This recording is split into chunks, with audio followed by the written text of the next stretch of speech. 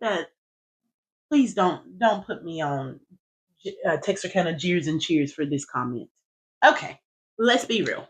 Parenting is not easy, but you are not alone. Welcome to the Parent Prescription, a podcast where I will give you real practical advice to help you navigate the ups and the downs of raising healthy, happy children without losing your mind.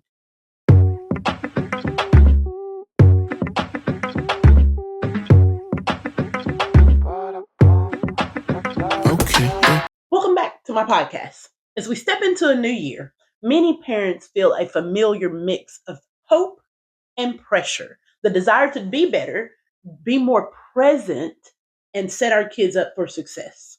But parenting doesn't have to have a total overhaul to make a meaningful difference. Sometimes it's just about getting a few key important things right, consistently, and with intention. Today on the Parent Prescription, we're breaking down 5 essential things to get your kids right for the new year. These aren't trends or quick fixes.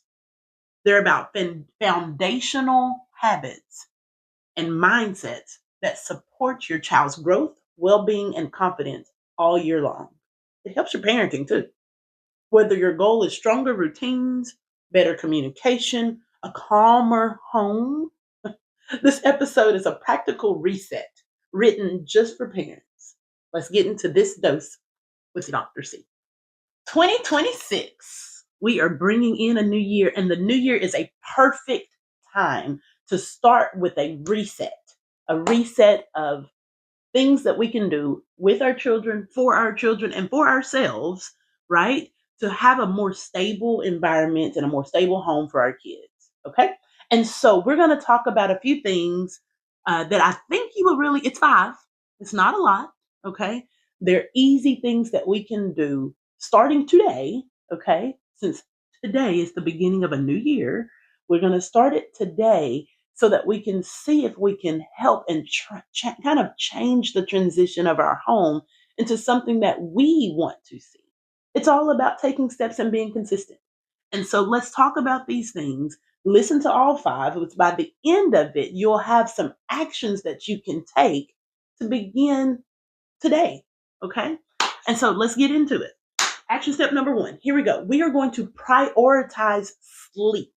In 2026, we are going to prioritize sleep for not only ourselves, but our children. It's going to be easier to get the children sleep right before we get ours. Okay. And so toddlers need 10 to 14 hours of sleep a day. School-age children needs 9 to 11 hours of sleep a day. Sleep is very important, and the routine of sleep is very important for their mindsets, even their education, their attitudes, their moods. We need their growth. We need to prioritize their sleep. And so, what are healthy habits of sleep? Limiting screen time before bed. And so, an hour to 2 hours before bedtime, we need to try to take the screens, tablets, cell phones, TVs, video games, all of the screens. We have so many away. Take them away before bedtime, doing something that's calming or relaxing before bedtime. You can do a board game. You can let them do reading time. You can let them do drawing, pictures, coloring, depending on the age of the child, of course. And then do their bath time and bedtime. The routine that you have for their sleep is important to make sure that it's a schedule and they're getting used to that so their bodies can be adjusted to what their sleep should look like. It make their day much better if you have a routine and a schedule for their sleep. Okay? So tip number 1, actionable step is start with saying for 2026 we have a new bedtime. If your bedtime is off, okay?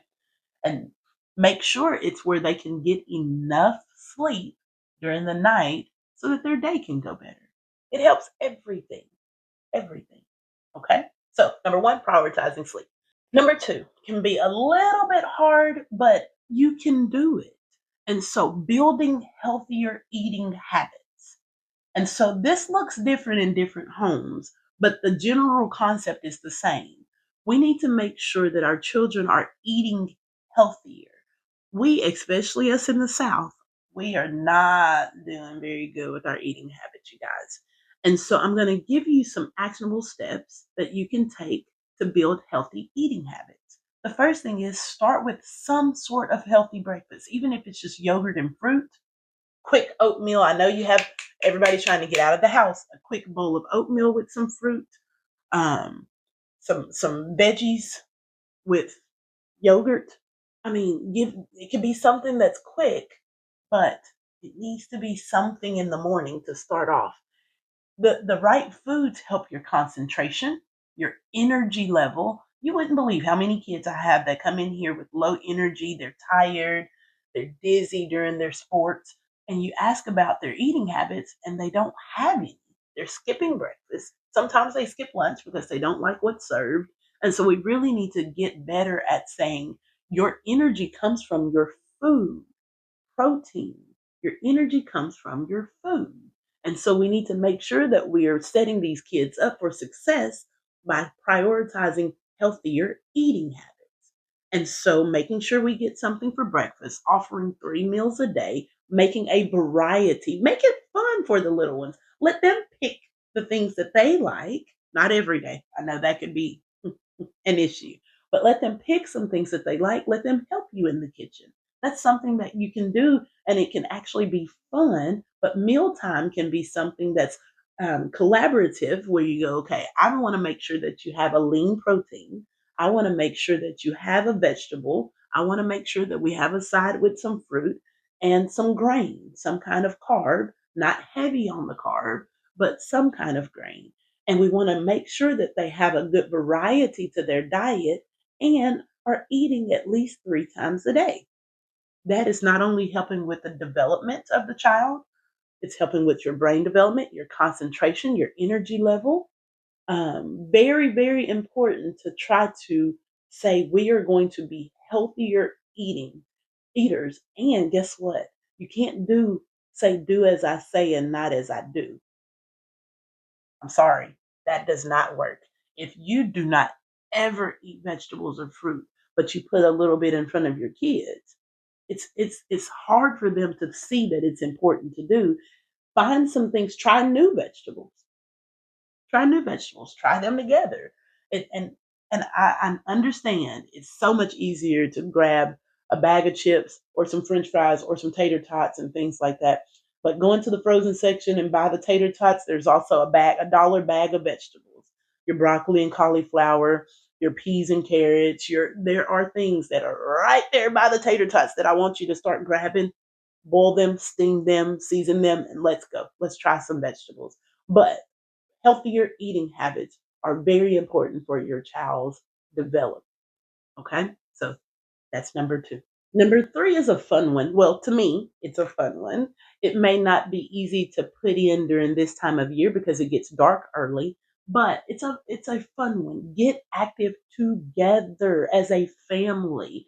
Again, your kids do not realize what's important if it's not something that they see. Okay, so getting active together. It is recommended, the CDC recommends at least 1 hour of physical activity for children every day, an hour a day. Now, a lot of kids get more than that, but a lot of times this is the activity that the kids are doing. I wish I had one so that I could show you. Nintendo Switch, Xbox, PlayStation, VR sets, et cetera, et cetera, et cetera, right? And so that's the activity that our kids are getting. Their thumbs are very strong, right? We need their bodies, their bones, their muscles to be strong. We need to reduce stress. Physical activity reduces stress. If you feel like your house is always stress filled and there's yelling and more tantrums than you like and attitudes, incorporate some physical activity together as a family. What does that look like, Dr. Calloway?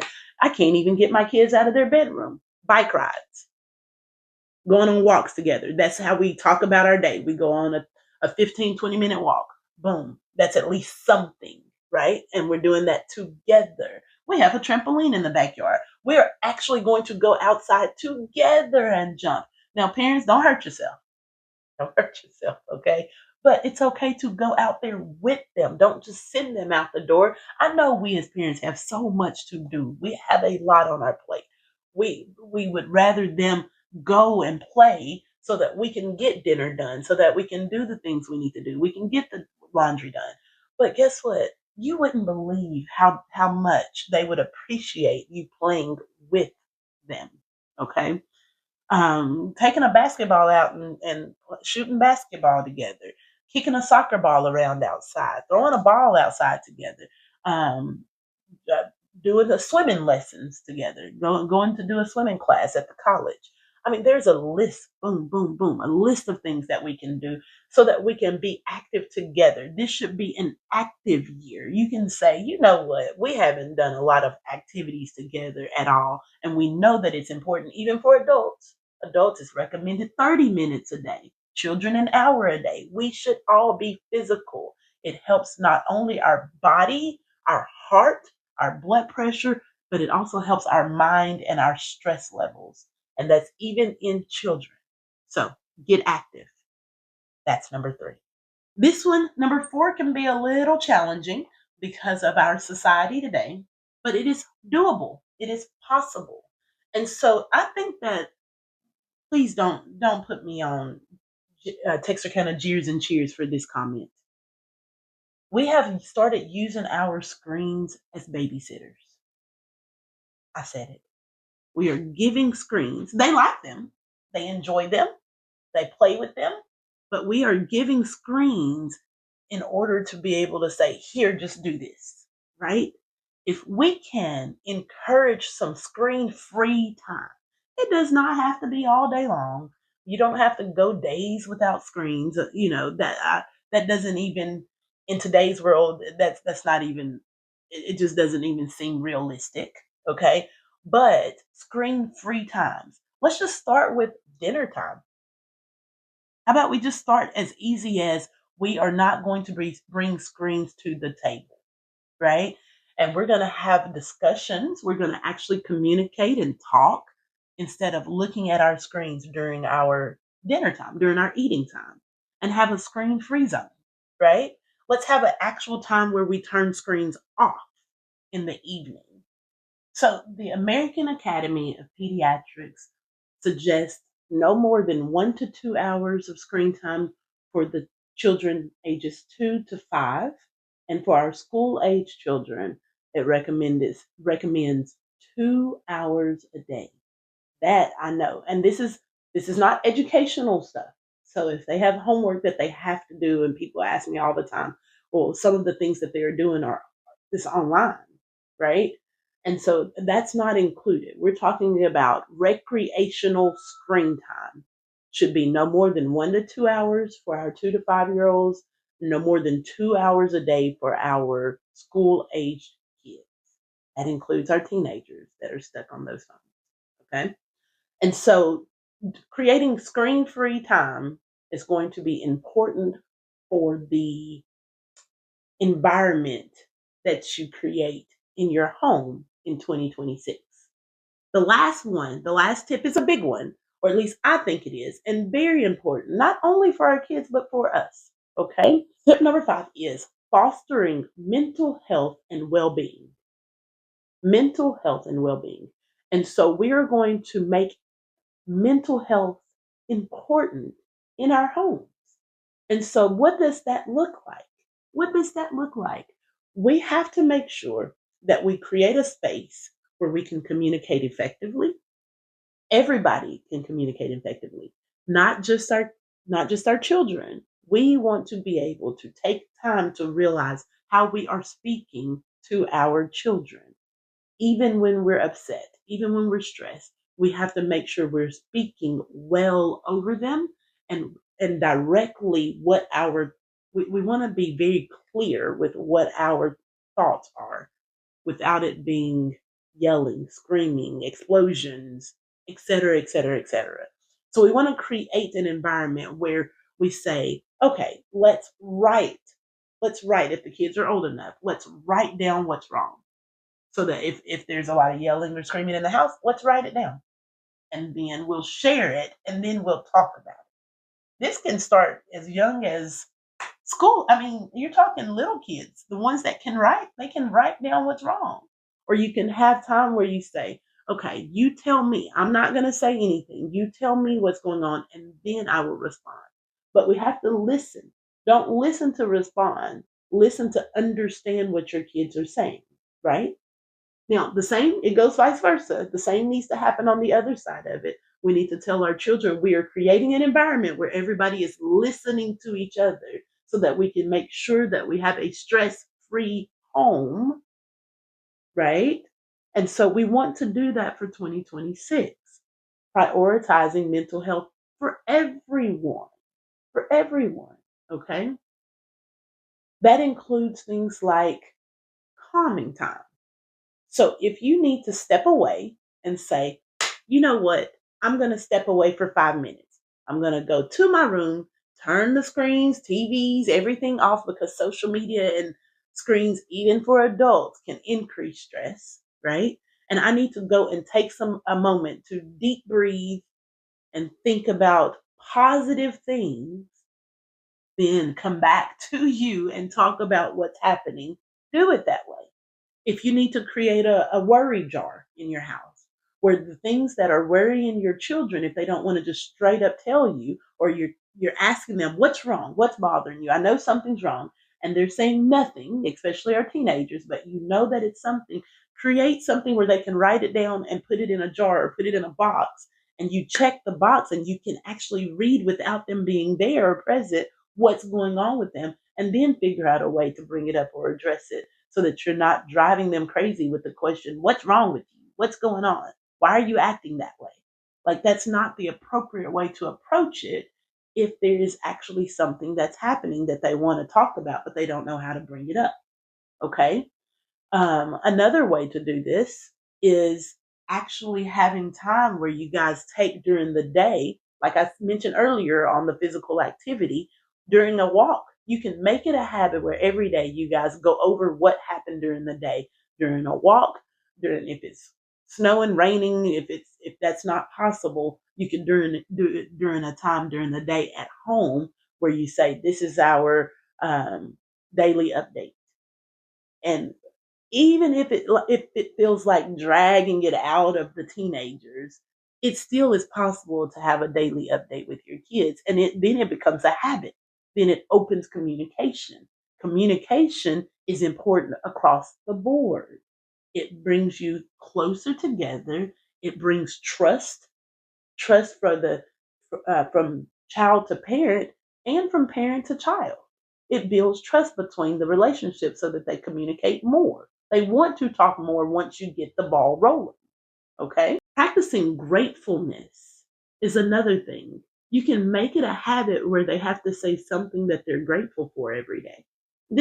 I like to associate things with dinner time because that should be when we're coming together as a family.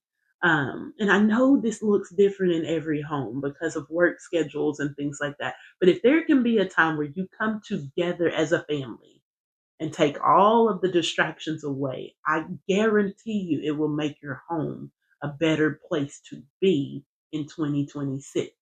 There are things that happens with children's grades, with their attitudes, with their mood, with their confidence. All of those things can be better or worse depending on what the home environment is like. It starts in the home, you guys. And for 2026, I want to give you those 5 things so that we can push to have improvement. It's baby steps, but we're trying to get better and better and better. And we want our children to get better and better. We want our environment, our homes to look better every year, not to be sitting in the same boat. Okay. And so these are just things that were on my mind and on my heart to discuss with you. We'll go back through them. Let's go back through them really quickly. Number one was prioritizing sleep. Super important, not only for adults, but definitely for children. Number two was getting healthier eating habits, right? Trying to make sure that we are incorporating fruits and vegetables. Do not use the excuse that it's too expensive. Go to the frozen food section and grab you some bags of frozen veggies and frozen fruit and incorporate that, and making sure that we're eating 3 meals a day. Okay, healthier habits eating. Number 3, getting active together, trying to incorporate physical activity with things that you do with your children. They will not know the importance of physical activity if they don't see you doing it also. You have to make time. I don't care if it's just 15 minutes that you make with them physically, but ideally it's recommended that kids get 1 hour of physical activity a day.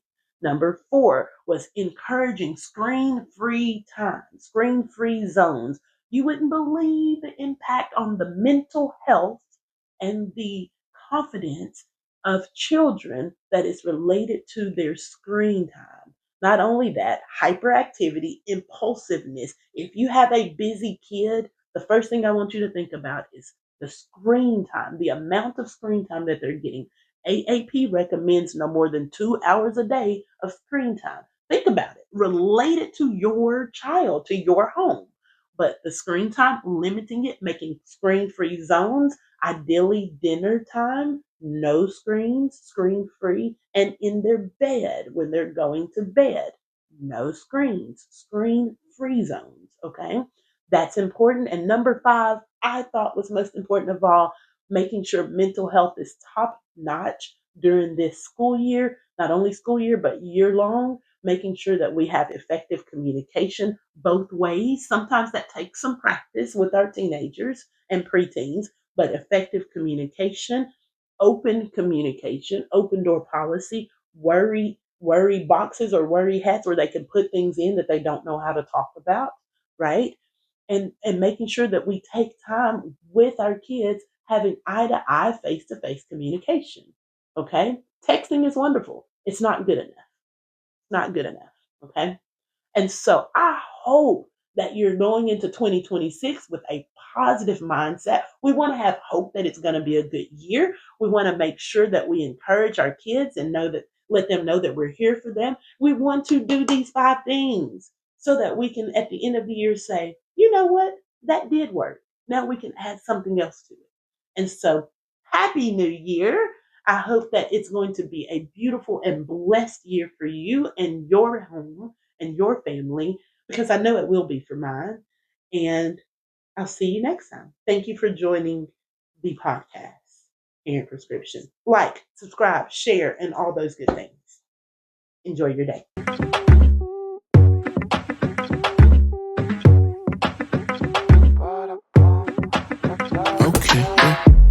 Artlist.io. Step by step, raise the whole room higher.